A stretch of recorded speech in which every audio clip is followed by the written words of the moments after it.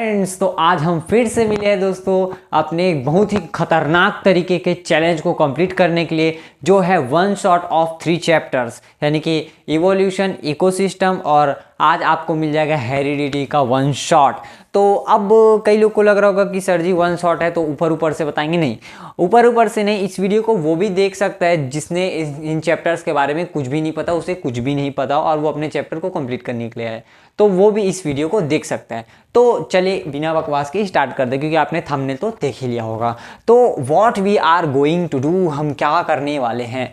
तो ऑब्वियस सी बात है, हम क्या करने वाले हैं, इन तीनों चैप्टर्स को कंप्लीट करेंगे, लेकिन साथ ही हम करने वाले हैं कॉन्सेप्ट तो क्लियर करने ही वाले हैं, साथ ही हम इसके आईएमपी क्वेश्चन जो क्लास 10 बोर्ड एग्जाम में इंपॉर्टेंट होते हैं, जिसके आने के पूरे चांसेस होते हैं, एंड PYQ यानी previous year question, previous year question आपको मैं पूरी तरीके से करवाने वाला हूं। ठीक है, तो चलिए बिना बकवास के वीडियो में आगे बढ़ते हैं। तो फर्स्ट चैप्टर आता है भाई क्या आपका, इवोल्यूशन। देखो, इवोल्यूशन का मतलब क्या होता है, एक ऐसा बोल सकते हैं, ऐसा चेंज किसी ऑर्गेनिज्म के अंदर जो थ्रू आउट अ टाइम के बाद आए। मतलब कि एक ऐसा चेंज किसी भी ऑर्गेनिज्म के अंदर जो लाखों हजारों साल के बाद आए, उसी को क्या बोला जाता है, इवोल्यूशन बोला जाता है। इतने आपको मोटा मोटी बातें स्टार्ट है।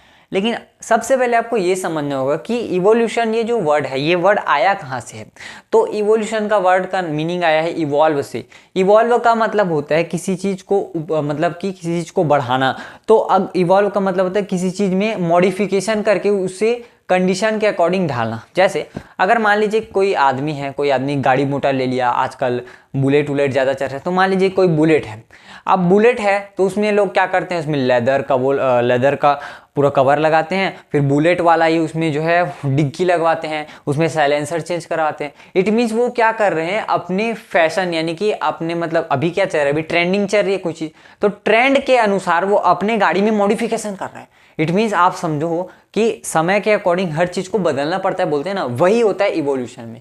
कि जैसे जैसे हमारा जो वर्ल्ड है जैसे जैसे चेंज होते जाता है, वैसे वैसे ही हमें उसमें कुछ इवोल्यूशन करने पड़ते हैं, अपने आप में कुछ नई चीज़ें ढालनी पड़ती है, ताकि हम उस नेचर में परफेक्ट बैठ सकें। तो उसी चीज़ को इवोल्यूशन कहा जाता है।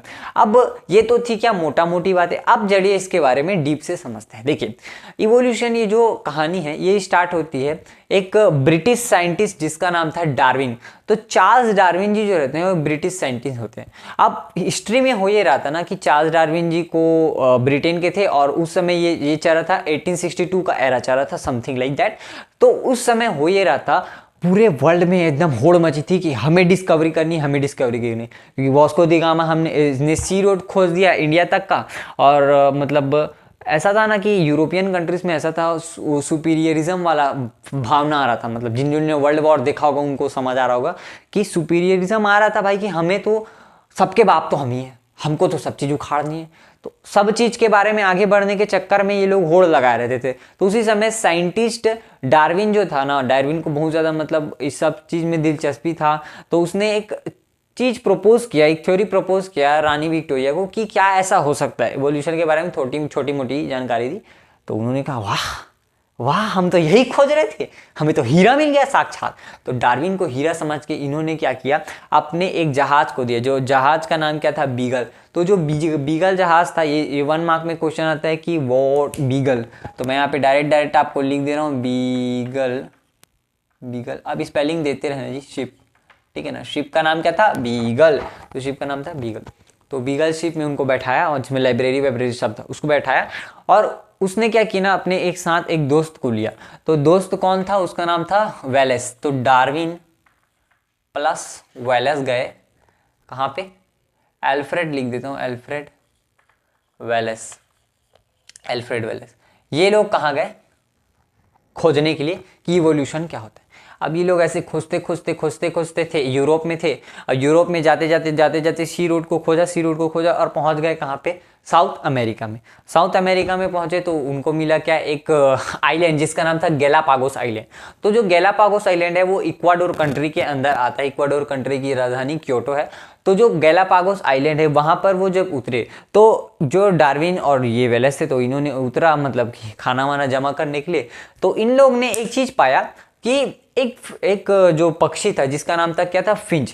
तो उन्होंने पाया कि जो फिंच जो बर्ड है ना, फिंच, ये फिंच बर्ड अपने रिक्वायरमेंट के अकॉर्डिंग अपने बॉडी को एडजस्ट कर रहा है। मतलब कि इन्होंने देखा कि जो बर्ड फिंच जमीन पर है उनकी चोंच छोटी है, उनका बॉडी छोटा है एंड उनके फेदर्स बड़े हैं, है ना, समझ रहे हो। और जो ऊपर की ओर हैं, जो माउंटेन के ऊपर रहते हैं, उनकी चोंच बड़ी है, उनके फेदर उससे भी ज्यादा बड़े हैं एंड उनकी बॉडी बड़ी है। ठीक है। तीसरी चीज उन्होंने देखी कि कुछ बर्ड ऐसे हैं जो कि मीडियम साइज के हैं, जिनकी चोंच बहुत बहुत छोटी है और जो लोग क्या करते हैं बेसिकली कीड़े मकोड़े को खाते हैं। और एक और ऑब्जर्वेशन किया कि कुछ लोगों की चोंच एकदम ज्यादा बड़ी है, उनका शरीर एकदम ज्यादा चोचकी टाइप का है और वो लोग क्या कर रहे हैं, फिश को खा रहे हैं। मतलब इन्होंने समझा कि ये सारे तो एक ही बर्ड है, फिंच बर्ड है। तो इसी फिंच बर्ड के इन्होंने क्या निकाले, इन्होंने 24 क्या निकाले, स्पीसीज निकाले। अरे दादा रे, 24 ठीक निकाले क्या, फिंच बर्ड।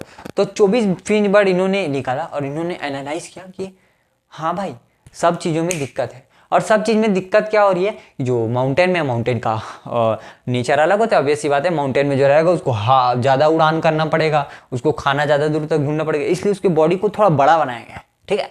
जो जमीन पर है उसकी बॉडी को छोटा बनाया, क्योंकि उसको ज्यादा मेहनत करने की जरूरत ही नहीं है। तो इन्होंने यहीं से क्या दिया, इन्होंने यहीं से एक थ्योरी दिया जिसे बोलते हैं स्पेसिएशन कंक्लूड किया। अब ये सब बातें इन्होंने अपने बुक में लिखा है जिसका नाम है ओरिजिन ऑफ स्पीसीज। जिसका नाम क्या है बाबू, ओरिजिन ऑफ स्पीसीज। तो ओरिजिन ऑफ स्पीसीज में इन्होंने इसके बारे में मतलब कि आप समझिए, उन्होंने आइडिया लिया इक्वाडोर से कि भाई हाँ ऐसा ऐसा चीजें हो रही है, सॉरी इक्वाडोर गैलापागोस आइलैंड से ऐसा ऐसा चीजें हो रही है। तो मतलब ये एक तरीके का इत्तेफाक नहीं हो सकता, ये तो कुछ है, मतलब कुछ तो बात है। तो इन्होंने इसी चीज को दिया इवोल्यूशन, कि समय के अकॉर्डिंग, नीड्स के अकॉर्डिंग हमें अपने आप में चेंजेस करने पड़ते हैं, इन्वायरमेंट के अकॉर्डिंग, उसी को बोला जाता है इवोल्यूशन। और ये सारे थ्योरीज वो अपने बुक में लिखते हैं जिसका नाम है ओरिजिन ऑफ स्पीसीज। ठीक, ओरिजिन ऑफ स्पीसीज अपने बुक में लिख, और उसमें उन्होंने पूरे चीजों को बताया। तो ओरिजिन ऑफ स्पीसीज बुक में वो क्या क्या लिखते हैं उसको देखते हैं। अब मैं आपको एकदम पोथी पुराण टाइप थोड़ी ना बताऊंगा, अरे वहां गए एकदम अपना चड्डा सुखा रहे थे, वो लोग तो नहा रहे थे, खा रहे थे, ये सब चीज थोड़ा ना बताऊंगा यार आपको। मैं इंपॉर्टेंट बता रहा हूँ क्योंकि ये वन शॉट है। तो स्पेसिएशन के बारे में इन्होंने पहली चीज बताई कि हाँ भाई, स्पीसीज मतलब एक ही ऑर्गेनिज्म के डिफरेंट टाइप्स ऑफ वैरायटी के स्पीसीज हो सकते हैं। और डिफरेंट मतलब एक ही स्पीसीज के एक ही ऑर्गेनिज्म के डिफरेंट स्पीसीज को ही क्या बोला जाता है, स्पेसिएशन बोला जाता है। तो यही क्या होता है, स्पेसिएशन का लॉ होता है। तो ये आपको समझ आ रहा होगा धीरे धीरे से। तो जरा इसको थोड़ा अच्छे से लिख लेते हैं। Speciation, origin of species, origin of species. ठीक है। अब एल्फ्रेड वेलेस जी जो थे ना, उन्होंने भी एक पुस्तक लिखी थी जिसका नाम था डार्विनिज्म। अब जिन लोग मेरे से हिस्ट्री वगैरह पढ़ते होंगे उनको पता होगा कि आईएसएम जहां पर भी आता है ये हमेशा किसी न किसी आइडियोलॉजी को दर्शाता है। अब यहाँ पर किसकी आइडियोलॉजी है, डार्विनिज्म, यानी डार्विन की आइडियोलॉजी को ये मॉडिफाई करके अपने पुस्तक डार्विनिज्म में बताते हैं। अब वो लिए इंपॉर्टेंट नहीं है, ये आपके लिए इंपॉर्टेंट है। ये याद रखिएगा कि वेलेस ने भी जो पुस्तक लिया था उसका भी कुछ नाम है और उसका नाम क्या है आपका, डार्विनिज्म। ओरिजिन ऑफ स्पीसीज में उन्होंने क्या बताया, फर्स्ट चीज बताया survival of the fittest, survival of fittest बताया। मतलब कि जो ज्यादा फिट होगा वही इस धरती पे सरवाइव करेगा। जैसे मान लीजिए आपके घर में कोई सांप घुसड़ गया, आप बोलोगे वाह सांप कितना क्यूट है, इसको तो हम घर में पाल के रखते हैं। पता चला सांप आपको चाप दिया, अगले दिन कल्टी ले लिए। तो ये बात ना हो, इसलिए उन्होंने बताया कि सर्वाइवल ऑफ द फिटेस्ट। जो भी मतलब लोग, ऐसा है ना कि इस दुनिया में जितने भी ऑर्गेनिज्म है वो सब एक दूसरे को मारने काटने पे क्यों डरते, क्योंकि उन्हें भी अपना जीवन जीना है। अगर शेर बोले कि मैं बकरी नहीं खाऊंगा, मैं तो सीधवा बन के रहूंगा, तो फिर वो जी नहीं सकता। मतलब सर्वाइवल ऑफ द फिटेस्ट। अगर वो हिरण दौड़ में शेर को पीछे छोड़ दिया, मतलब वो जी गया, यानी फिट है। अगर शेर ने उसे मार दिया तो वो फिट है, वो जी जाएगा, मतलब सर्वाइवल ऑफ द फिटेस्ट। अगर आपके घर में सांप आए तो आपको मजबूरन उसे मारना पड़ेगा, क्योंकि यहाँ पे सर्वाइवल ऑफ द फिटेस्ट हो रही है। हर एक ऑर्गेनिज्म अपने आप को बचाने के लिए हर वो चीज करना चाहता है जो उससे उसके जान को बचा सके। मतलब आपके लिए अगर कोई भी, अगर मान लीजिए कल के दिन में आपको कोई शेर आके हमला कर दे तो आप देखते रहोगे जी, भाला पकड़े रहोगे, गोप दोगे, इट मीन्स क्या है कि सर्वाइवल ऑफ द फिटेस्ट हो रही है, जो सबसे ज़्यादा फिट रहेगा वही सर्वाइव करेगा, survival of the fittest. Second चीज़ इन्होंने बताया स्पेसिएशन का। स्पेसिएशन का मतलब क्या होता है कि एक ऑर्गेनिज्म ना अपने मतलब इन्वायरमेंट की नीड के अकॉर्डिंग अपने आप को ढालना चाहता है, इसी प्रॉपर्टी को बोली जाती है, क्या बोला जाता है, स्पेसिएशन बोला जाता है। तीसरी चीज़ इन्होंने बताया था इवोल्यूशन के बारे में, कि इवोल्यूशन बेसिकली होता क्या है। इवोल्यूशन एक ऐसी बहुत लंबा दौरान तक चलने वाला प्रोसेस है जिसमें होता ये है कि एक ऑर्गेनिज्म बढ़ता है।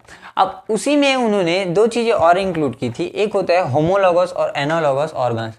इसी में इन्होंने डाला था homologous, logos, analogous, logos, analogous organs.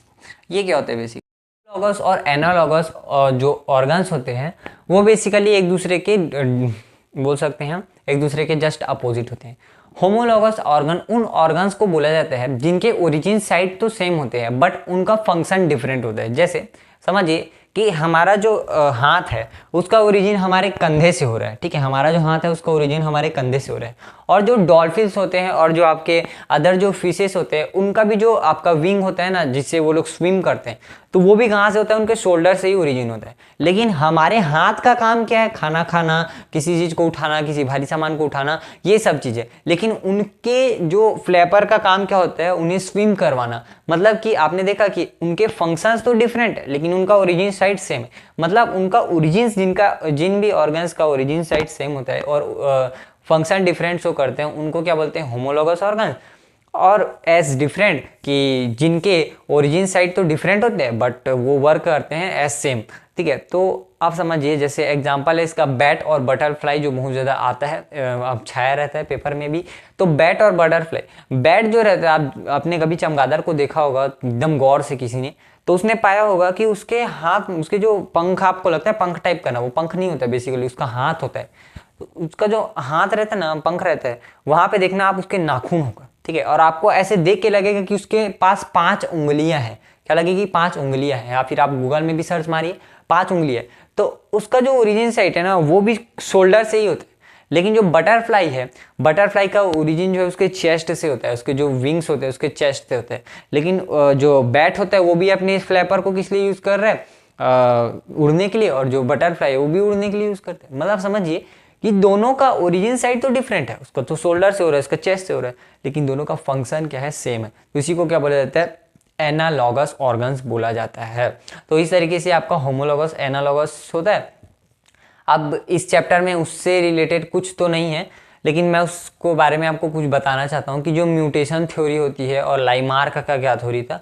तो म्यूटेशन थ्योरी बेसिकली ह्यूगो डिवरीज के द्वारा दिया गया था। ह्यूगो डिवरीज एक साइंटिस्ट थे और इतना इंपॉर्टेंट नहीं है, सुन लो बस। म्यूटेशन होता क्या है कि आपने सुना होगा कि कोई भी चीज़ 100% तो प्योर हो नहीं सकती। वैसा ही सेम होता है कि जब एक ऑर्गेनिज्म से दूसरे ऑर्गेनिज्म में उसका डीएनए जा रहा होता है ना, ठीक है, तो वो जो डीएनए जाता है ना उसमें 99% तो आपका ही डीएनए होगा, लेकिन 1% उसमें कुछ हेर फेर होगी according to the situation and environment where you are.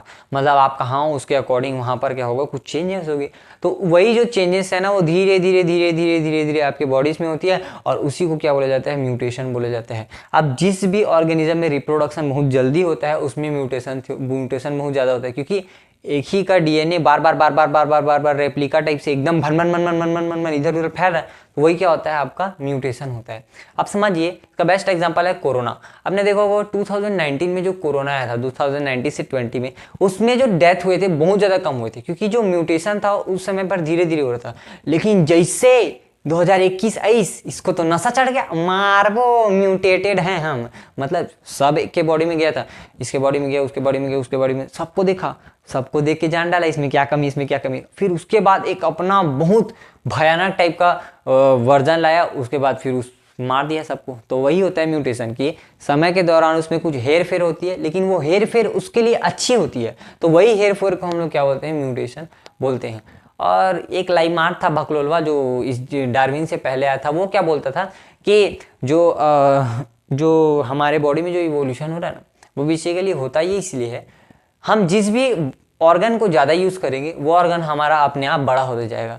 मतलब आप समझिए कि जो इसने एक एग्जांपल क्या दिया, देखो बकलोलवा का एग्जांपल सुनो इसने बोला कि आपके पास ना 3 ठो जिराफ थे, 3 जिराफ थे। बोलते हैं कि एक जिराफ बहुत छोटा था, एक जिराफ थोड़ा बड़ा था और एक जिराफ उससे बड़ा था। तो तीनों को ना पत्ती खाने का मन लगा। तो जो छोटा वाला जिराफ था वो जमीन की घास को ही खाता था, और जो मिडिल वाला था वो पत्तियों को तक जाने की कोशिश करता था लेकिन जा नहीं पाया, और जो बड़ा वाला जिराफ था उस तक तो पत्तियां मिल ही रही थी। तो इसने बोला कि जो छोटे वाला जो जीव था जो घास को खा रहा था उसको तो कोई भी जानवर खा देता था, तो वो नहीं बच पाया, और जो बड़ा वाला जिराफ था उसका गर्दन इतना ज़्यादा बड़ा था कि वो अपने आप ही मर गया। और फिर बोलता है कि दूसरा जो बीच वाला था ना, जो पेड़ को पत्तियों को देख के ललचाता था, काश हमरों के मिल जाए ये रे, तो वही वाला जो था ना वो ज़्यादा अपने नए को ऐसे ऐसे गर्दन को खींच दिया, और खींचने के कारण वो जो है पत्ते तक पहुंच गया। और वो एक म्यूटेटेड था, मतलब वो म्यूटेशन का यूज़ नहीं किया था इसने। उसने बोला कि वो इलोंगेटेड जो जिराफ था वो बहुत ही ज़्यादा फिटेस्ट था। मैंने बताया सर्वाइवल ऑफ द फिटेस्ट, तो फिट था जिसका वजह से वो सर्वाइव कर पाएगा। ये बकवास टाइप का ये लॉजिक किसने दिया था? लाइमार्क ने दिया था। तो इस तरीके से ये भी आपका कंप्लीट होता है। तो चलिए आप इससे रिलेटेड कुछ इंपॉर्टेंट क्वेश्चंस को देख लेते हैं। है आपके पीछे जो बोर्ड में लिखा है ये है इसके ओवररेटेड क्वेश्चन जो हर साल पूछे जाते हैं रिपीटेटिव टर्म्स में, तो इसको आप देख लीजिए। तो मैंने एक चीज़ आपको अभी नहीं बताया था, उसको मैं अभी यहीं पे क्लियर कर दूंगा, नेचुरल सिलेक्शन और आर्टिफिशियल सिलेक्शन क्या होता है। ठीक है, तो पहला चीज़ वही होमोलॉगस ऑर्गन और एनालॉगस ऑर्गन, आप सबको पता है क्या होता है, अभी मैंने बताया। फिर सेकेंड थिंग होता है आपका थ्योरी ऑफ इवोल्यूशन। अगर आपको आया थ्योरी ऑफ इवोल्यूशन 4 नंबर के लिए, तो आप उसमें पहले बताओगे कि इवोल्यूशन क्या होता है। इवोल्यूशन एक ऐसा प्रोसेस है जो लॉन्ग टर्म लॉन्ग पीरियड में चेंजिंग होता है ऑर्गेनिज्म में, से इवोल्यूशन कहते हैं।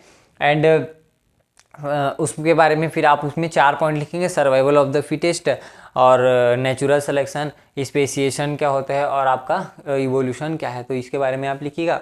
और स्पेसिएशन एंड स्पीसीज टैक्सोनॉमी, एक बार छोटा 2023 में स्पेसिएशन को स्पीसीज टैक्सोनॉमी करके दे, सब लड़का बकवा गया, वाह पढ़ के आए थे स्पेसिएशन आ गया स्पीसीज टैक्सोनॉमी। अब ये बैलों को उतना समझ नहीं आता कि टैक्सोनॉमी का मतलब होता है क्लासिफिकेशन, और भाई ऑब्वियस सी बात है कि कोई स्पेसिएशन का मतलब ये होता है क्लासिफिकेशन। मतलब वही पूछ रहा है यार, बस बोलने का ढंग अलग है, इसलिए तो बोर्ड बोला जाता है इसे। अगर बोर्ड भी सरकारी टाइप से दे दे पेपर तो फिर बोर्ड का बोर्ड कहलाने का मतलब क्या हुआ, तो इसलिए इसमें थोड़ा चेंज किया गया था। फिर बाद में इसे बोनस मार्किंग भी दे दी। तो स्पेसिएशन आपको पता होगा, ऑब्वियस सी बात है कि स्पीसीज में जो चेंज आता है, ऑर्गेनिज्म की स्पीसीज में जो चेंज आता है उसे स्पेसिएशन कहते हैं।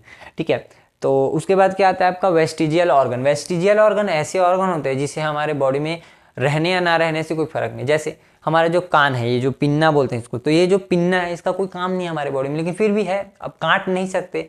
हाँ, और एक मोस्ट इंपॉर्टेंट होता है आपका वर्मीफॉर्म अपेंडिक्स। अपेंडिक्स जो है ना हमारे डाइजेशन सिस्टम में है, अब वो धीरे धीरे गायब हो रहा है, क्योंकि मैंने अभी बताया आपको म्यूटेशन होता है, धीरे धीरे करके कोई चीज़ जो हम यूज़ नहीं करते हैं वो अपने आप गायब होती जाता है। जैसे हमारा पहले पूंछ था, तो उसी का छोटा सा भी देखोगे ना तो टेल बोन है, तो वो टेल बोन भी धीरे धीरे गायब हो रहा है। तो वेस्टिजियल जो वर्मीफॉर्म अपेंडिक्स है बेसिकली चारा पचाने के लिए था, लेकिन हम लोग घास फूस तो खाते नहीं है जी, तो पचेगा कहाँ से, तो उसका यूज़ नहीं हो रहा है, इसलिए वो अभी हट रहा है। उसके बाद आते हैं नेचुरल सिलेक्शन और आर्टिफिशियल सिलेक्शन। देखिए सिलेक्शन का मतलब क्या होता है? सिलेक्शन का मतलब किसी चीज़ का चुनाव करना, लेकिन सिलेक्शन का मतलब आपने किसी चीज़ को चुना है, इट मीन्स उसमें कुछ ना कुछ अच्छी चीज़ें होंगी। मतलब कि selection of environment by nature for the organism is called natural selection. मतलब कि एक ऐसा इन्वायरमेंट जिसे नेचर ने आपके लिए, जिसे नेचर ने ऑर्गेनिज्म के लिए चुना है, उसी को क्या बोला जाता है? Natural selection. मतलब नेचर द्वारा सेलेक्ट किए गए इन्वायरमेंट ऑर्गेनिज्म के लिए, उसे ही क्या बोला जाता है? Natural selection. मतलब नेचुरल सिलेक्शन बेसिकली वो होता है कि नेचुरल सिलेक्शन का प्रोसेस ये होता है कि नेचर जो है आपके लिए क्या चुनेगी? इन्वायरमेंट जिसमें आपको रहना है, आपको उसमें ढलना है। अगर आप नहीं रह पाए तो मर जाओगे, क्योंकि सर्वाइवल ऑफ द फिटेस्ट। और अगर आपने सस्टेन कर लिया, फिर आपकी ही जो प्रजातियाँ हैं वो धीरे धीरे बढ़ते चले जाएंगे। Artificial selection. आर्टिफिशियल सिलेक्शन मतलब ऐसा नेचर जिसे ह्यूमन बींग्स के द्वारा आर्टिफिशियली सेलेक्ट किया गया ऑर्गेनिज्म के लिए। अब इसको आप समझिए, जैसे आपने सुना होगा पिटबुल, डॉग की ब्रीड है पिटबुल, जर्मन शेफर्ड, ठीक है, डॉबरमैन। तो आपको क्या लगता है कि ये ब्रीड्स पहले से ही आई होगी, या फिर इनमें कुछ इवोल्यूशन होगा, या फिर इसमें क्रॉसिंग की होगी? क्रॉसिंग मतलब इंटरब्रीडिंग, ऑब्वियस सी बात है। अगर हम जर्मन शेफर्ड को लें और पिटबुल को लें और दोनों का क्रॉसिंग करा दे तो फिर क्या निकल जाएगा, हमें दूसरा कोई एक डॉग मिल जाएगा। तो ये सब भी जो है ना बेसिकली आर्टिफिशियल सिलेक्शन होता है कि हम क्रॉसिंग करा रहे हैं और क्रॉसिंग कराने से जो नया डॉग आएगा, ठीक है, तो नए डॉग को अगर वो फेवरेबल कंडीशन मिल गया जिसमें वो सर्वाइव कर सके तो फिर वही एक नई ब्रीड बन जाती है। जैसे आपने सुना होगा लाइगर, जो आपके टाइगर और किसके लायन के बीच का क्रॉस है, तो टाइगर और लायन के बीच का क्रॉस होता है लाइगर, और वैसे ही दोनों के और ब्रीड का होता है टाइगर, ठीक है। तो टाइगर और लाइगर बेसिकली ये हैं, अब उनको सर्वाइवल मिल गया इसलिए वो सर्वाइव कर पाए, वरना नहीं रहते तो मर जाते। तो इसी तरीके से होता है कि आपका नेचुरल एंड आर्टिफिशियल सिलेक्शन। अब हम लोग नेक्स्ट चैप्टर की ओर बढ़ते हैं भाई, जो है क्या आपका इकोसिस्टम। तो चलिए उस चैप्टर को भी कंप्लीट करते हैं। नेक्स्ट चैप्टर आता है आपका इकोसिस्टम, ठीक है। अब इसमें वही सब आपको पढ़ना है कि इकोसिस्टम क्या होता है। वैसे भी इससे 2 नंबर के क्वेश्चन आने वाले हैं, जिसके कारण हम इस पर उतना ज़्यादा मतलब ज़्यादा प्रेशराइज नहीं करेंगे इसको, थोड़ा सा कुछ टॉपिक्स हैं उसको अच्छे से समझते हैं। तो what do you mean by ecosystem. तो इकोसिस्टम क्या होता है, a geographical area which is geographical area which is consists of biotic and abiotic components which are interrelated to each other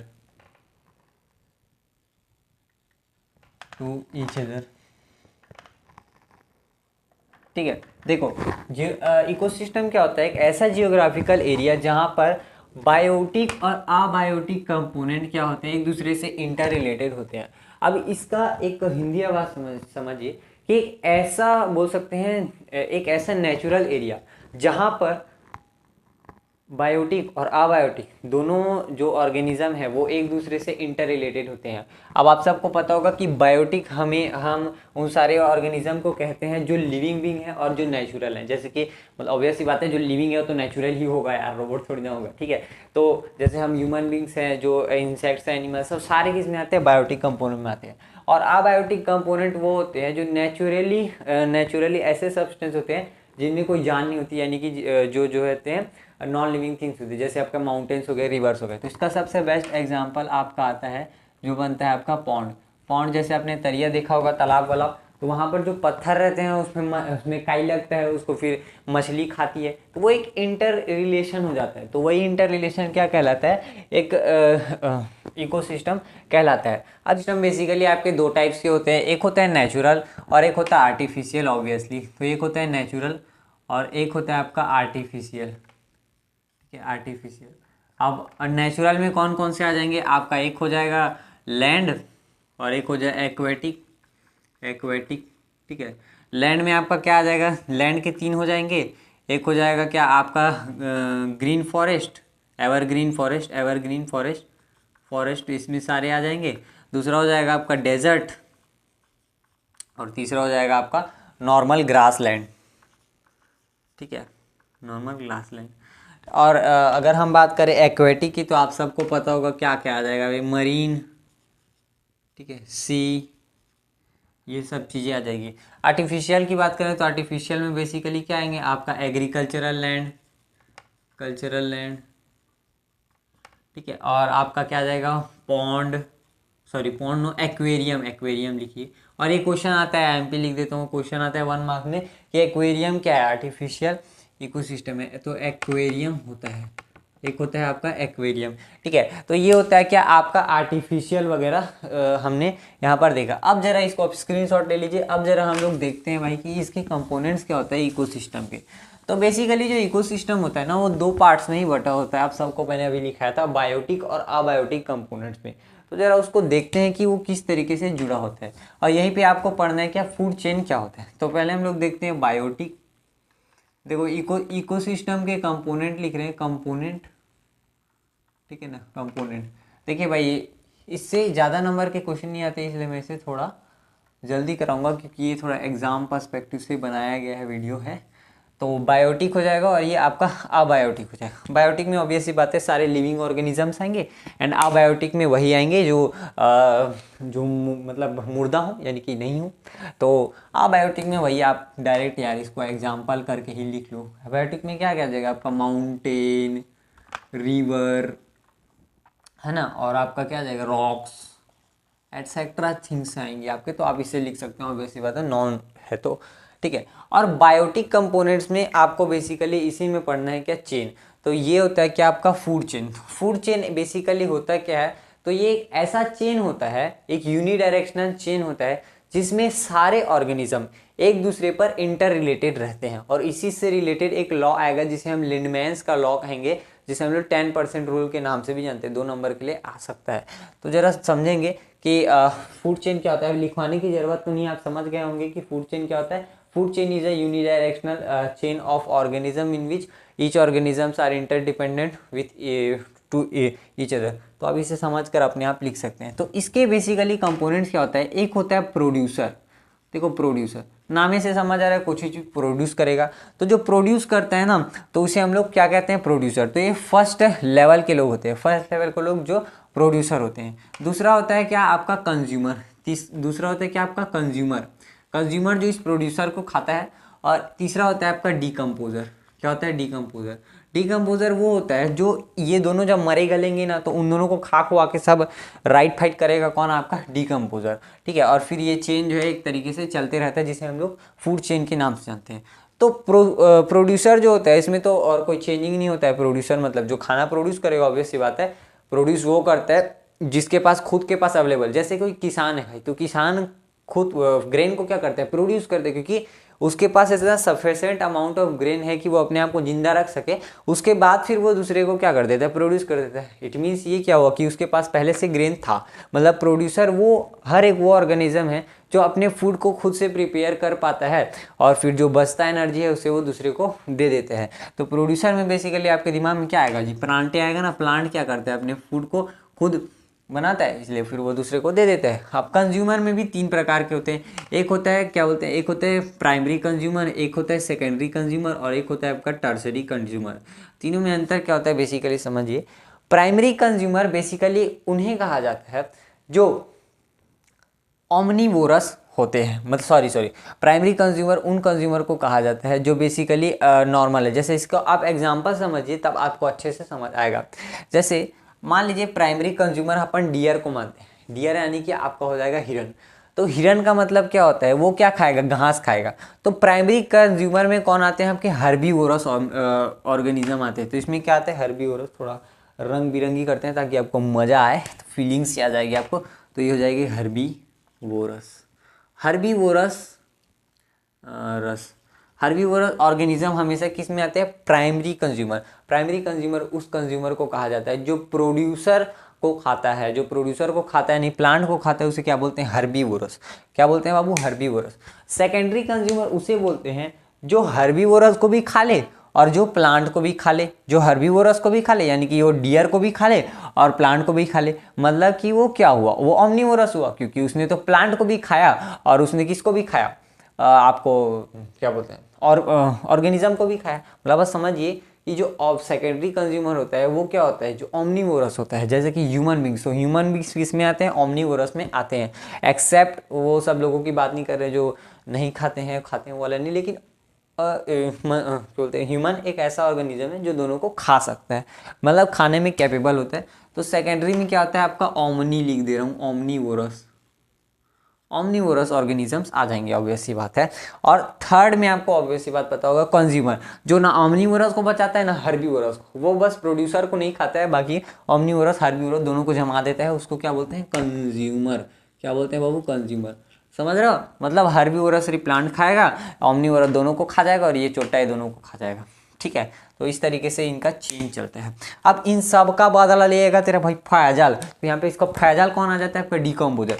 decomposer में सारे माइक्रो ऑर्गेनिजम्स आ जाएंगे, micro organisms आ जाएंगे जो क्या करते हैं, इन सबको खा खुआ के पचो देते हैं। और ये बन गया क्या आपका एक चेन, जिसमें सारे ऑर्गेनिज्म आप देखिए इंटर रिलेटेड हैं इस इधर से। अगर प्लांट प्रोड्यूस ही नहीं करेगा तो हर्बीवोरस नहीं खा पाएगा, हर्बीवोरस नहीं आएगा तो ऑमनीवोरस तो खैर खा खुआ के जी रहेगा लेकिन प्लांट को, लेकिन क्या बोलते हैं आपका कार्निवोरस क्या करेगा, तो कंज्यूमर लिख दिएगा जी, ये तो कार्निवोरस है। हम बोलते कुछ है और लिखते कुछ है, तो मेरा प्रॉब्लम है। तो ये कार्निवोरस है, ठीक है। कार्निवोरस होते हैं जो ऑब्वियस सी बात है, आप बचपन में तो पढ़े लिए यार, हर एक चीज़ थोड़ा बताता रहूँगा बच्चा टाइप। तो प्रोड्यूसर प्रोड्यूस करता है, कंज्यूमर खाता है। कंज्यूमर में 3 होते हैं, एक होता है प्राइमरी कंज्यूमर जिसमें पहला होता है आपका हर्बीवोरस, दूसरा होता है सेकेंडरी कंज्यूमर जो होता है ओमनीवोरस, तीसरा होता है आपका टर्सरी कंज्यूमर जो होता है कार्निवोरस, एंड देन आते हैं क्या आपका डीकम्पोजर। तो ये होता है क्या फूड चेन। और ऑब्वियस सी बात है जो डीकम्पोजर होगा वो डीकम्पोजर जब डिकम्पोज करेगा तो इसमें कुछ इनऑर्गेनिक सब्सटेंस बचेंगे, इनऑर्गेनिक सब्सटेंस बचेंगे। अब ये इनऑर्गेनिक ही क्यों बचता है, ये आप जब जाओगे क्लास 11 में तो वहाँ आप बायोलॉजी लोगे तो आपको बायोलॉजी में पढ़ना है, और अगर 12th में जाओगे तो 12th में तो पढ़ना ही है, जिस चैप्टर का नाम आता है आपका बायोमोलिक्यूल्स, वहाँ पर पढ़ लीजिएगा क्योंकि इनऑर्गेनिक ही क्यों होता है। तो ये होता है कि माइक्रो ऑर्गेनिज्म सॉइल में सारे वही कैल्शियम, फास्फोरस, ये सब पोटेशियम वगैरह को सॉइल में देता है, और फिर यही सॉइल से ये एनर्जी लेकर प्लांट फिर से प्रोड्यूस करते हैं, जिसलिए इसे एक फूड चेन के नाम से भी जानते हैं। तो बाबू आप अब जरा दिमाग लगा के देखिए कि ये सारी चीज़ें जो हो रही है ये बेसिकली सिंपल वे में, इसलिए इसे सिंपल फूड चेन के नाम से भी जानते हैं। लेकिन इसी फूड चेन का एक कॉम्प्लेक्स वर्जन आता है जिसे हम फूड वेब के नाम से जानते हैं। क्या बोलते हैं, फूड वेब। तो a complex version of food chain consider as food web. तो इसका आप स्क्रीनशॉट लीजिए। अब जरा समझते हैं फूड वेब क्या होता है। देखो फूड वेब मैंने जैसे आपको बताया एक कॉम्प्लेक्स भी होता है। अब बोलोगे सर जी कॉम्प्लेक्स कैसे हुआ, मतलब उसमें एक ऑर्गेनिज्म डिफरेंट वेरिएशंस के साथ अपना फूड कंज्यूम कर सकता है और डिफरेंट वेरिएशंस के साथ अपने फूड के लिए एनर्जी मतलब फूड से एनर्जी ले सकता है। अब कैसे समझो, जैसे यहाँ सन बना देते हैं, सन ये आपका सन। अब यहाँ पे कोई भी एक ऑर्गेनिज्म ले लो जी, यहाँ पे बियर ले लो, यहाँ पे डियर ले लो, ठीक है। और फिर यहाँ पे आप वो ले लो, डियर ले लिया, ठीक है। स्नेक ले लो, फ्रॉग ले लो, और क्या ले लो आपका ईगल ले लो, ईगल यहाँ ले लेते हैं, ईगल, ठीक है। और यहाँ पे क्या ले लेते हैं आपका गोट ले लेते हैं, गोट। अब देखो यहाँ पे बहुत सारी चीज़ें होंगी तो आपको समझ में होगा। और यहाँ पे लास्ट में आप वल्चर भी ले लो। वल्चर वो होता है जो, वल्चर आपने सुना होगा, देखा होगा, धमाल वाल मूवी में आया था ना, धमाल मूवी में जो उसको चापने लग जाता है मानव को, तो वल्चर सांप का बाप है। अच्छा आपको एक फैक्ट पूछ रहा हूँ, बताइए कि ईगल और वल्चर में दोनों में सबसे ऊंचा कौन उड़ता है, फॉर्मूला में बताइएगा, ठीक है। तो वल्चर होता है। अब देखो समझो यहाँ पे बियर क्या कर सकता है, डियर को भी खा सकता है, बियर गोट को भी खा सकता है, ठीक है। ईगल स्नेक को भी खा सकता है, ईगल फ्रॉग को भी खा सकता है, ठीक है, ठीक है। अब यहाँ पे समझिएगा, देखिए स्नेक गोट को भी खा सकता है, पाइथन याद कीजिएगा आपका वो हो जाएगा, क्या नाम है जी, एनाकोंडा, तो एनाकोंडा इसको भी खा सकता है, डियर को भी खा सकता है, इन नॉट इन जनरल वे, ठीक है। और वल्चर तो बाबू सबों को खा सकता है, वल्चर तो सबके खा सकता है। मतलब आप समझ रहे हो, एक वेरिएशन, मतलब एक कॉम्प्लेक्सिटी बन रही है भाई, एक कॉम्प्लेक्सिटी बन रही है, समझ रहे हो। देखो कॉम्प्लेक्स में बन रही है ना, वैसे ही जो स्नेक होता है तो उसको भी खा सकता है, स्नेक तो फ्रॉग को भी खा सकता है। मतलब समझो यार कॉम्प्लेक्सिटी बन रही है। तो एक कॉम्प्लेक्सिटी होती है ना, जब किसी भी ऑर्गेनिजम्स में इंटर रिलेशनशिप जब कॉम्प्लेक्स हो जाता है ना, तो उसी को क्या बोला जाता है, फूड वेब बोला जाता है। और जनरली ये फूड वेब ही काम आता है।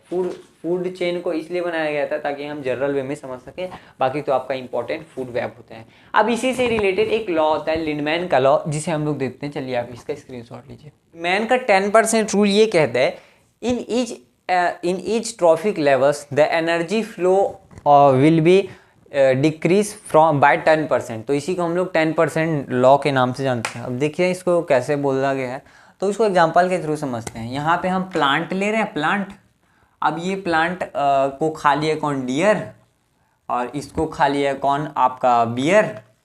और फिर आप जानते हैं कि बियर को कौन खा लिया, डिकम्पोजर,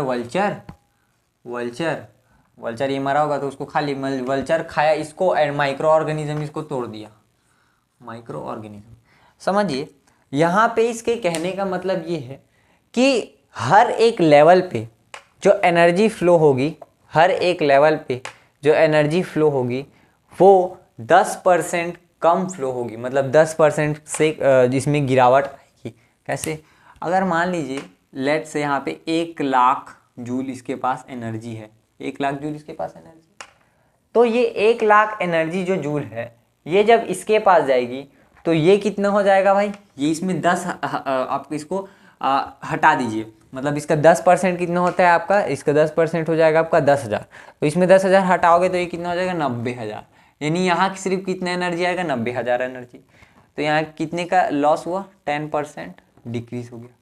फिर यही जो एनर्जी जब ये बियर एचडीआर को खाएगा तो इसको कितनी एनर्जी मिलेगी, ऑब्वियस सी बात है यहाँ पे भी 10% की गिरावट आएगी, तो 10% की गिरावट आएगी और ये फिर कितना हो जाएगा, या इसका आप 10% निकालेंगे तो फिर वो उतना आ जाएगा, और फिर यहाँ पे जितना आएगा लेट से एक्स, तो वो यहाँ पर चले जाएगा, तो वल्चर को कितनी एनर्जी मिलेगी, तो यहाँ पर भी 10% की गिरावट आएगी, यानी x माइनस 10% यहाँ पर इसको इतनी एनर्जी मिलेगी, और जो माइक्रो ऑर्गेनिज्म उसको सबसे कम एनर्जी। मतलब कहने का मतलब ये है, इनका लॉ ये कहता है कि हर एक ट्रॉफिक लेवल पे, देखिए ये जो होता है इसको ट्रॉफिक लेवल कहते हैं, तो ट्रॉफिक लेवल पे भी क्वेश्चन आता है कि what do you mean by trophic level. So in a food chain different level of organism is called trophic level. मतलब एकदम सिंपल है यार ये चैप्टर, बहुत बकवास सा नहीं है, बहुत अच्छा है, मस्त, बहुत अच्छा बायोलॉजी का चैप्टर खत्म हो जाएगा तुरंत तुरंत अभी। ये 10% लॉ के बाद ये जो है चैप्टर आपका क्लियर हो जाएगा, उसके बाद हेरिडिटी में आएंगे, फिर आपका ये 1 शॉट कंप्लीट, फिर नेक्स्ट 1 शॉट में हम तीनों लाइफ प्रोसेस को चाड़ देंगे बाबू, ठीक है। तो चलो देखते हैं। तो इस तरह आपने समझा कि 10% इस गिरावट होती है। अब इसी का एक इन्वर्स लॉ भी होता है जिसे हम लोग लीडमैस इन्वर्स लॉ, इन्वर्स 10% लॉ के नाम से जानते हैं। जैसे अब देखो क्वेश्चन घुमाने वाले को खैर इतना नहीं घुमाता, लेकिन अगर घुमा दिया तब क्या, आप देखो कई बच्चे क्या करेंगे ना, बुक को पढ़ेंगे रट लेंगे कि 10% लॉ दिखेगा 10%, चोट्टा ना क्वेश्चनों पढ़ता है लिख देता है 10% लॉ मतलब हर ट्रॉफिक लेवल में 10% की गिरावट आएगी। अब चोट्टा अगर पूछ दिया तो what do you mean by inverse, क्या बोलते हैं इनवर्स 10% लॉ। अब बाबू इनवर्स 10% लॉ मतलब भी तो पता होना चाहिए। तो इनवर्स 10% लॉ ये कहता है, यहाँ पे तो बात हुई एनर्जी की यानी ऊर्जा की, लेकिन अब बात करेंगे पॉइजन की।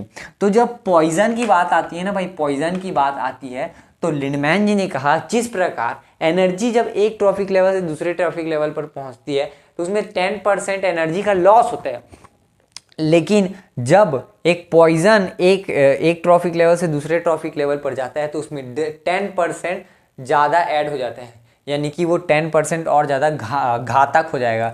मतलब अगर यहाँ पर इसके पास 1 लाख का मतलब वो है ना आपके पास कैपेसिटी ऑफ पॉइजन, तो यहाँ पर जाने के बाद वो 1,10,000 हो जाएगा बाबू, 1,10,000 की कैपेसिटी से हो जाएगा। ये क्या लिख दिए जी हम, हाँ 1,10,000 की कैपेसिटी से बढ़ जाएगा, मतलब समझ रहा हो 10% सीधा इंक्रीज होगा। अब यहाँ से जब ये ऐड होगा तो इसका और 10%, मतलब सोचो बाबू वल्चर तोहरा का हो गई तो खा के मर जाएगा सीधा। अच्छा, और इसी से रिलेटेड आपने एसएसटी में पढ़ा होगा डीडीटी के बारे में। डीडीटी क्या था, इंसेक्टिसाइड था। अब आप जरा समझिए कि क्या होता था ना, जो आपके ग्रासलैंड्स होते थे तो ग्रासलैंड्स में वहाँ पर जो ग्रास ऑफर्स थे, तो जो अनाज रहता था, अनाज में अगर मान लीजिए कुछ जहर आया तो डीडीटी को छींटे, डीडीटी को डालने के बाद वो उसको खाया कौन, आपका ग्रास ऑफर। तो ग्रास ऑफर में 10% पहले इंक्रीजमेंट आई उसके पॉइजन की। अब उस ग्रास हॉपर को कौन खा देता है, स्नेक। अब उस ग्रास हॉपर को स्नेक खाया, तो ग्रास हॉपर को जब वो स्नेक खाता है तो उसमें भी 10% का इंक्रीज। मान लीजिए उस ग्रास हॉपर में 1,000 था तो इधर आने के बाद वो 1,100 हो गया। अब जो स्नेक है उसको कौन खा देता था, ईगल। अब ईगल उसको खा दिया, अब उससे भी 10% ज़्यादा इंक्रीजमेंट होकर उसको ठन्ना के मार देता पॉइजन, जिस कारण ईगल जो है बहुत ज़्यादा मरने लगे थे, जिस कारण डीडीटी को बैन कर दिया गया था। तो ये है, तो ये आपका 10% इनवर्स लॉ। इसमें यही बताओगे कि in this law in each and every trophic level poison the percentage the power of poison increases from 10%। तो इसमें इंक्रीज हो जाता है, ये आप लिख देंगे। खैर इतना नहीं पूछता है, इतना डीप नहीं पूछता है, इतना डीप तो सीबीएसई में नहीं पूछता, तो आप में कहाँ से पूछेगा, ठीक है। तो ये हो गया क्या आपका ये चैप्टर कंप्लीट। तो इस चैप्टर में हमने क्या पढ़ा एक बार समाप्त करते हैं।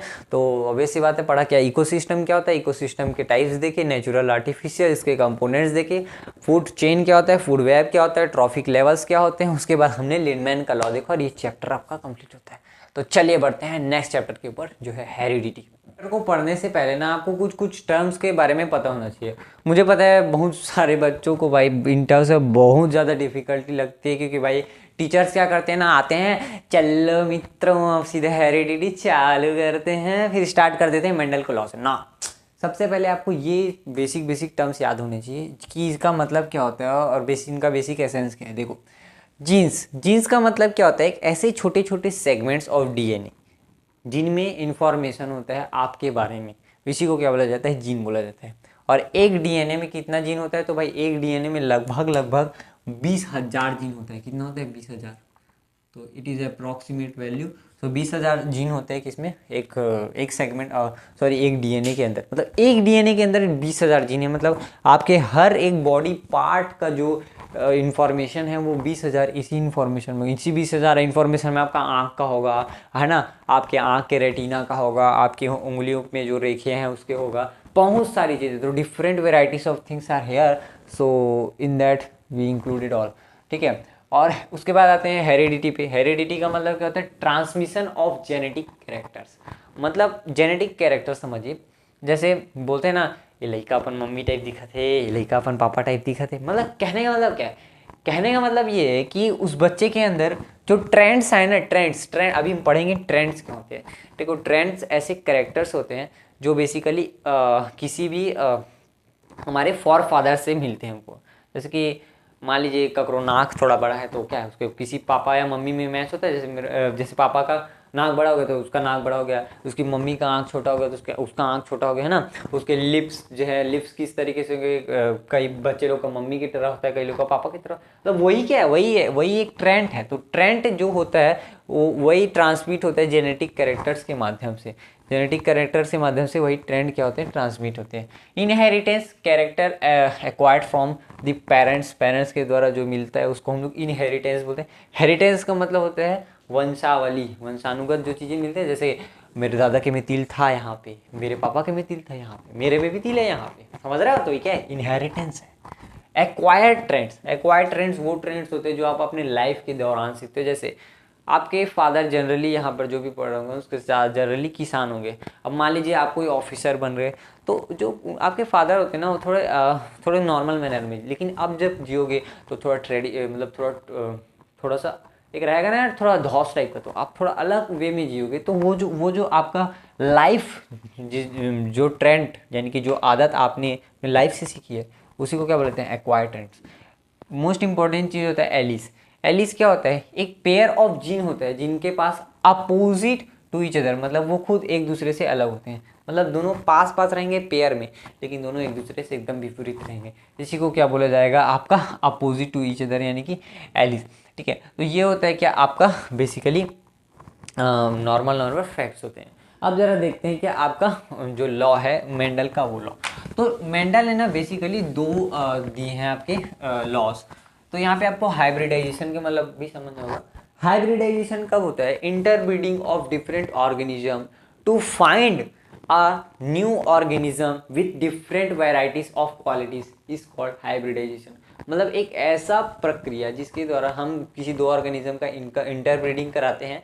ठीक है, तो उस इंटरब्रीडिंग से हमें कुछ ऑर्गेनिज्म मिलते हैं एक न्यू प्रकार के, तो उसी न्यू प्रकार में हम उसमें कुछ न्यू ट्रेंड्स खोलते हैं, वही ट्रेंड्स हमें मिल जाते हैं, तो उसी को क्या बोला जाता है, हाइब्रिडाइजेशन। तो यही प्रक्रिया किसने भी अपनाई थी, जो ग्रेगर जॉन मेंडल ने। यहाँ पे हीरो जो रहेंगे हमारे इस स्टोरी के, जो हीरो रहेंगे वो रहेंगे कौन, ग्रेगर जॉन मेंडल। कौन रहेंगे भाई, Gregor John Mendel. Mendel is called the father of genetics। थोड़ा अंग्रेजी में बोल देता हूँ तो थोड़ा अच्छा लग जाता होगा आपको, तो फादर ऑफ जेनेटिक्स ऐसा नहीं है जी। लैंग्वेज इज नथिंग भाई, मेरे हिसाब से लैंग्वेज वो है, सामने वाले को समझ आना चाहिए, आपको समझ आना चाहिए, मजा आना चाहिए, बस यही है लैंग्वेज। ये तो जेनेटिक्स के फादर किसी कहा जाता है भाई, आपके ग्रेगर जॉन मेंडल को कहा जाता है। अब इन्होंने क्या किया था, दो लॉ दिए थे। एक है आपका मोनोहाइब्रिड क्रॉस,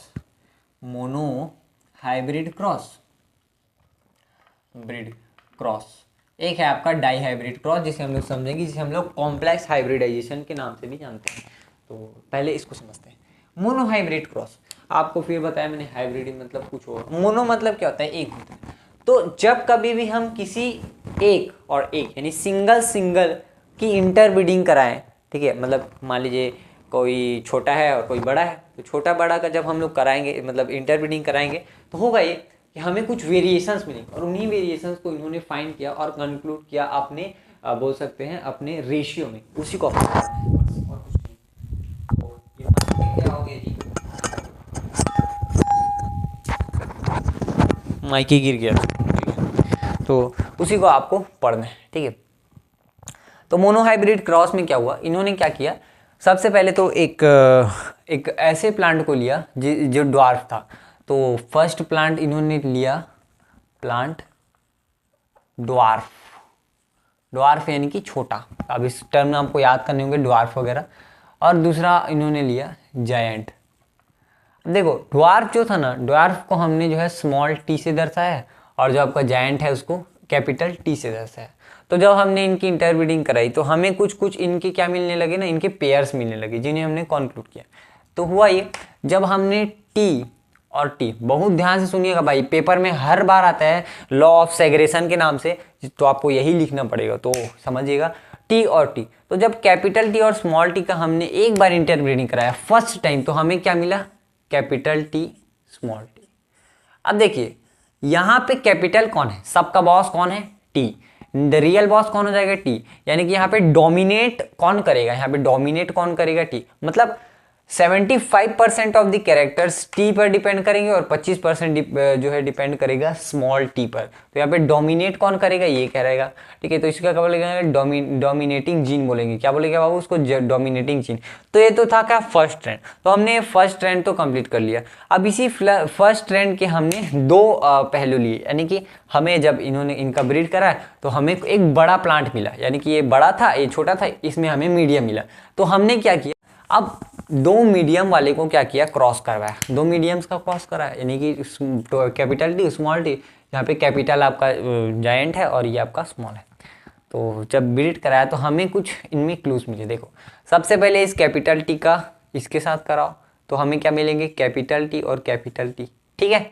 फिर इसी कैपिटल टी का स्मॉल टी के साथ कराओ तो क्या मिलेगा, कैपिटल टी स्मॉल टी, ठीक है।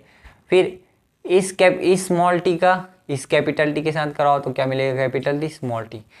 फिर इस स्मॉल टी का इस स्मॉल टी के साथ कराओ तो क्या मिलेगा, स्मॉल टी और स्मॉल टी।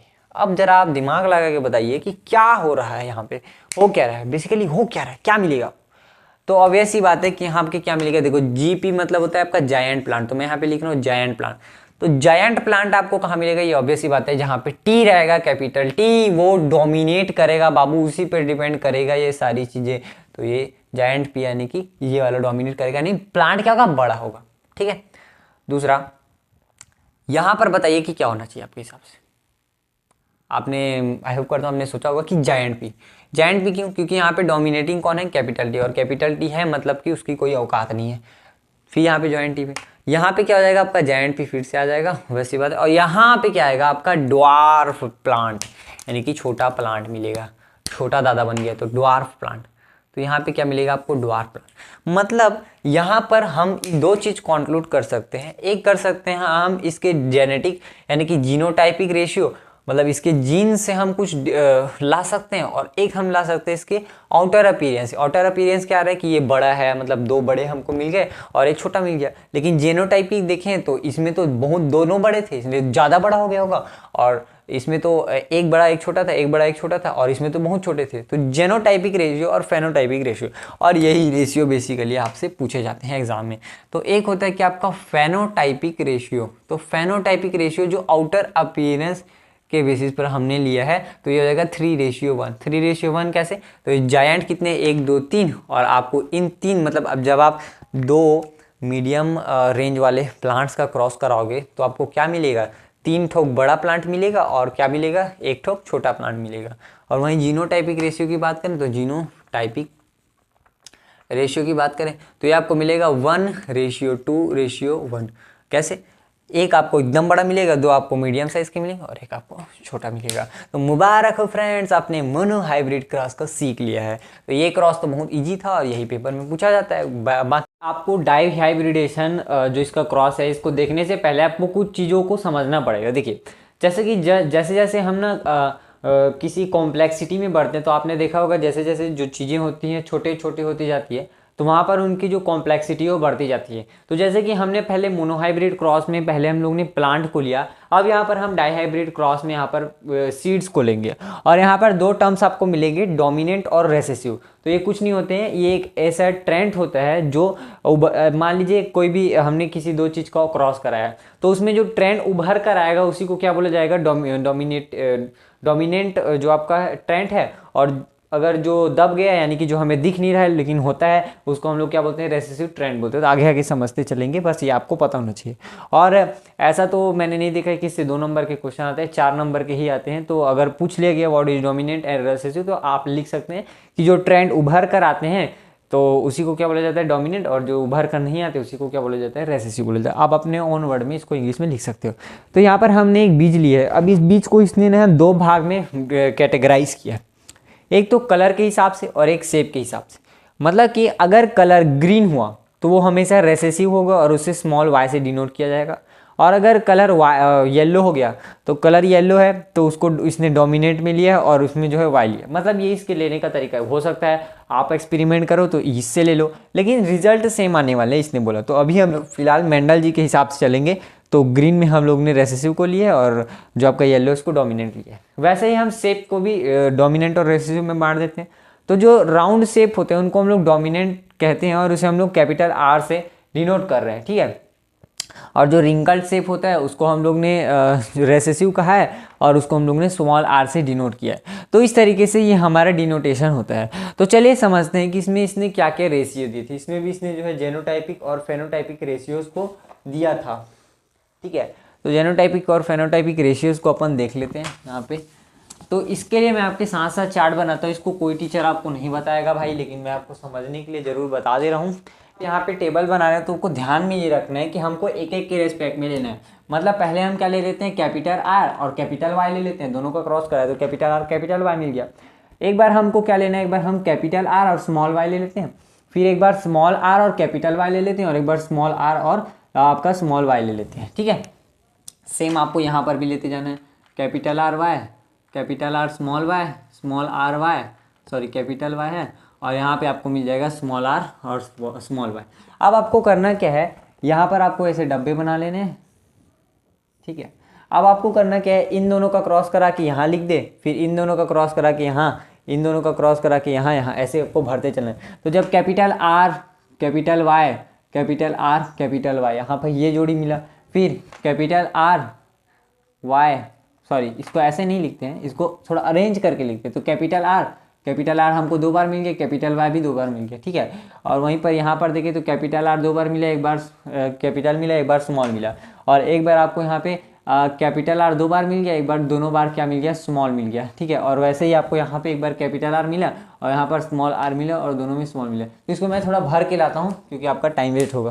पीछे मैंने यहाँ पर आपको बना के ला दिया है, देख सकते हैं कि आप में मैंने वैसे ही क्रॉस कराया है। अब यहाँ पर हमने जेनोटाइपिक रेशियो लिया। देखो जेनोटाइपिक रेशियो कैसे आया, देखो 1, ठीक है, एक ये अकेला है, उसके बाद 1:2, देखो ये दोनों आपस में इक्वल है ना। उसके बाद फिर 1, फिर ये सिंगल बचेगा, फिर उसके बाद फिर क्या आ जाएगा आपका 2, देखो ये दोनों आपस में इक्वल है, 1:2:2, ठीक है। उसके बाद फिर क्या हो जाएगा 2:2, देखो 2 था, उसके बाद क्या आ जाएगा 4, 1 2 3 4, देखिए तीनों ये जो है एक लाइन से सब आपस में जो है इक्वल है, ठीक है। उसके बाद फिर क्या आ जाएगा 2, तो 4:2, देखिए यहाँ पे फिर ये दोनों इक्वल हो जाएंगे, ये दोनों, ये वाले दोनों। उसके बाद फिर 1, ठीक है, 1 ये वाला अकेला इक्वल है। उसके बाद फिर 1:2, तो यहाँ पे फिर 1:2 हो गया, यहाँ पे फिर 1:1 हो गया। तो ये आपसे कोई पूछ नहीं रहा है, लेकिन आप इसे नोट कर लीजिएगा, अच्छा चीज़ होता है। और फेनोटाइपिक रेशियो 9:3:3:1 होता है। अब ये कैसे होता है बस मैं आपको शॉर्ट में बताता हूँ, क्योंकि 1 शॉर्ट है भाई, इतना डिटेल में नहीं बताऊँगा। इसमें होता ही है, जैसे आपने देखा होगा यहाँ पे रेड, यहाँ पे आर मतलब क्या हो गया, राउंड शेप और येलो। तो राउंड शेप और येलो ये आय हैं। तो ये आय जो है इसमें शुद्ध कितने हैं और अशुद्ध कितने हैं। तो इसमें जो अशुद्ध है वो 9 है, ठीक है, अशुद्ध है वो 9 है। तो अशुद्ध में जो गोल आकार में येलो मिलेंगे वो 9 है, और शुद्ध में जो क्या बोलते हैं गोल आकार येलो में मिलेंगे तो वो 3 है, और जो अशुद्ध में 3 जो आपको ग्रीन कलर और उसमें मिलेंगे वो है, और शुद्ध में आपको जो है ग्रीन कलर वाला एक मिलेगा। जैसे आप यहाँ पर देख सकते हैं एक एक होगा जिसमें सब आर आर, ये देखिए ये वाला बस आपको क्या मिला, अशुद्ध मिला। तो इस तरीके से आता है। तो यही होता है। अब हमको बस ये इससे रिलेटेड 3 लॉस को देखने हैं, और उसके बाद हमको ये जो चैप्टर है आपका कंप्लीट हो जाएगा। 3 लॉ है आप जो मेंडल ने दिए थे, इसके बाद आपके ये चैप्टर पूरी तरीके से कंप्लीट हो जाएगा। फिर 2 इसके इंपॉर्टेंट क्वेश्चन देखेंगे, और ये तो अपने आप में बहुत ज़्यादा इंपॉर्टेंट टॉपिक होता है और ये पेपर में आने के इसके चांस भी हैं, ठीक है। तो इसको देखते हैं, फिर 2 क्वेश्चन देखेंगे, फिर आपका ये 1 शॉट कंप्लीट हो जाएगा, ठीक है। तो लॉ ऑफ डोमिनेंस क्या कहता है कि when 2 gametes combine with each other, then only dominant trait can be expressed। मतलब कि जब कभी भी 2 गैमेट एक दूसरे से क्या बोलते हैं कंबाइन होते हैं, तो वहाँ पर जो एक्सप्रेस्ड जो आता है ना, मतलब जो उसमें एक्सप्रेस्ड करेक्टर आते हैं, जैसे मेरा शकल मेरे मम्मी के टाइप दिखता है, तो मतलब मेरे शकल में क्या एक्सप्रेस्ड हुआ है, क्या मेरे मम्मी का डोमिनेंट फैक्टर, इस कारण से वो क्या हो जाएगा, फैक्टर डोमिनेट हो जाएगा। लॉ ऑफ सेग्रीगेशन क्या कहता है कि while combining gamete get separated. मेरा राइटिंग ऐसे बन रहा है क्योंकि थोड़ा जल्दी कंप्लीट कराना है इसको, ठीक है। तो सेपरेटेड मतलब कि जब गैमेट फॉर्मेशन होता है ना, कि sorry while gamete formation, sorry while gamete formation gene gate separate. मतलब कि जब गैमेट फॉर्मेशन होता है ना, तो क्या होता है, जीन आपस में सेपरेट हो जाते हैं। जैसे कि अगर मान लीजिए कोई 2 ऑर्गेनिज्म इंटरेक्ट किए, उनके बीच में जो जीन जो है कंबाइन होने वाले थे, तो जीन का कंबाइन होने का मतलब क्या होता है ना, उनके जो ट्रेंड है आपस में मिल रहे हैं। तो ट्रेंड जब आपस में मिलते हैं ना, तो उतने टाइम क्या होता है, जब वो जो नए प्रकार का जो जीन, देखो हर जो चीज़ बन रहा है उसमें 98% ही शुद्ध होता है, 2% कुछ ना कुछ उसमें रॉन्ग रहता है। तो जो रॉन्ग रहता है ना, उसमें होता ही है जो सेपरेट हो, मतलब जो जीन होते हैं ना अलग अलग, वो अलग अलग सेपरेट होकर अलग अलग फिर क्या हो जाते हैं, आपस में अलग अलग तरीके के ट्रेंड्स शो करने लगते हैं, जिसमें से जो डोमिनेंट होता है वो बाहर निकल जाता है, और जो रेसेसिव होता है वो अंदर जा जाता है। ऑब्वियस सी बात है।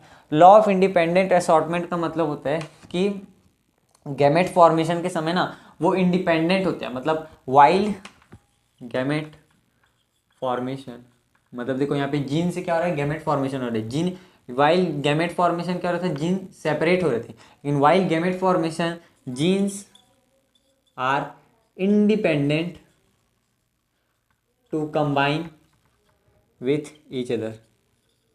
अब ये डिपेंड करेगा कि किस तरीके से कंबाइन कर रहे हैं। अगर आपका आँख जो है, मान लीजिए आपके बॉडी में आँख है आपका, तो आँख जो है मान लीजिए कंबाइन किया और पता चला मम्मी का कम हो गया, रेसेसिव फैक्टर हो गया, और उसका पापा का डोमिनेटिंग, तो आपका आँख उनके जैसे दिखेगा। तो ऑब्वियस सी बात है। तो तीनों को एक बार समअप करते हैं। जब कभी भी 2 गैमेट मिलते हैं तो उनमें जो डोमिनेटिंग फैक्टर रहता है वो एक्सप्रेस हो जाता है।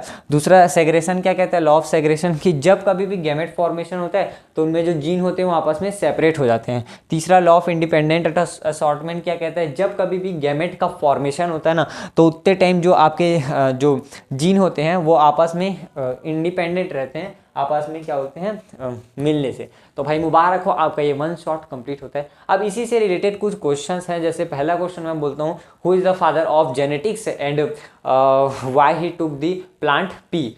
तो यह तो आप लिख सकते हो, मैंने अभी बताया आपको। और दूसरी चीज़ ये आती है, write the 3 laws of the Gregor given by Gregor John Mendel, और write the 3 law of the क्या बोलते हैं आपको, क्या बोलते हैं, genetics, write the 3 law of genetics बोलेंगे।